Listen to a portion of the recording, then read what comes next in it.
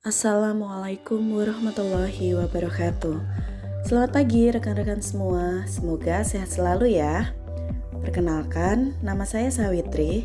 Saya merupakan salah satu CPNS di lingkungan Kementerian Pendidikan, Kebudayaan, Riset, dan Teknologi. Pada kesempatan ini, saya akan memaparkan mengenai Smart ASN yang menjadi salah satu tugas agenda 3 dengan tema Manajemen ASN dan Smart ASN. Sebagai seorang ASN, sudah seyogianya kita menjadi ASN yang smart. Nah, apa itu smart? Smart merupakan akronim dari serving atau melayani, modeling, menjadi teladan atau mampu menjadi panutan, accountable, bertanggung jawab terhadap segala tugas, reliable, dapat diandalkan, dan yang paling penting adalah trustworthy atau dapat dipercaya. Salah satu implementasi Smart ASN adalah bijak berliterasi digital. Terdapat 4 pilar digital utama. Yang pertama adalah digital skill, yang kedua digital culture, yang ketiga digital ethics, dan yang keempat, digital safety. Digital skill merupakan kemampuan mengetahui, memahami, dan menggunakan perangkat keras dan piranti lunak TIK, serta sistem operasi digital dalam kegiatan pendidikan dan pengajaran, penelitian, pengabdian masyarakat, dan administrasi akademik. Dengan demikian, segala aktivitas dapat berjalan secara efektif dan efisien. Contoh pertama digital skill adalah dosen UGM mahir menggunakan Learning Management System atau LMS, yaitu berupa ELOK, untuk menyelenggarakan perkuliahan dan berinteraksi dengan mahasiswa secara online. Pada platform ELOK, dosen dapat mengunggah materi kuliah, tugas individu, tugas kelompok, kuis maupun ujian secara terstruktur yang memungkinkan mahasiswa untuk mengakses materi kapanpun dan dimanapun berada.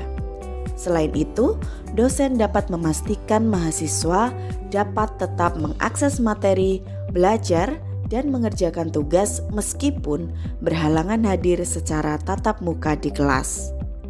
Yang kedua, memberikan feedback langsung melalui platform sehingga mahasiswa dapat mengetahui penilaian yang diberikan oleh dosen secara transparan dan melihat saran atau komentar secara real time. Dengan adanya platform ELOK, kita juga dapat memanfaatkan fitur diskusi di platform ELOK untuk memfasilitasi diskusi interaktif antara dosen dengan mahasiswa. Contoh digital skill yang kedua adalah dosen mahir membuat presentasi dengan visualisasi, animasi, dan video pendukung yang relevan dengan topik pembelajaran, sehingga perkuliahan menjadi lebih menarik dan mudah untuk dipahami. Pada video tersebut, saya membuka perkuliahan dengan visualisasi mobil berjalan di atas marka jalan. Marka memiliki sinonim dengan penanda yang mengajak mahasiswa untuk menerka atau berpikir tentang tema perkuliahan pada hari tersebut, yaitu mengarah pada penanda genetik. Contoh digital skill yang ketiga adalah dosen memiliki keterampilan menggunakan software pengolahan data, misalnya SPSS untuk analisis data penelitian atau proyek akademik. Berikut merupakan contoh analisis data penelitian pada tanaman sengon menggunakan SPSS. Nah, pilar yang kedua adalah digital culture, yaitu kemampuan membaca, menguraikan, membiasakan atau beradaptasi, memeriksa dan membangun wawasan kebangsaan, nilai Pancasila dan Bhinneka Tunggal Ika dalam kancah akademik dan kehidupan sehari-hari, dan digitalisasi kebudayaan melalui pemanfaatan TIK. Contoh digital culture yang pertama adalah dosen yang sedang bertugas keluar kampus pada saat ada jadwal kuliah tetap dapat melaksanakan online class atau distance learning melalui aplikasi Zoom. Contoh yang kedua, anggota-anggota tim research dapat mengerjakan proposal secara bersama-sama menggunakan media digital seperti Google Docs atau Microsoft OneDrive. Contoh yang ketiga, dosen juga dapat berpartisipasi aktif, saling bertukar gagasan dan informasi dalam forum-forum online research atau jaringan profesional, misalnya ResearchGate. Pilar yang ketiga adalah digital ethics, yang merupakan kemampuan menyadari, mencontohkan, menyesuaikan diri, merasionalkan, mempertimbangkan, dan mengembangkan tata kelola etika dalam penggunaan teknologi digital dalam setiap kegiatan Tridharma perguruan tinggi.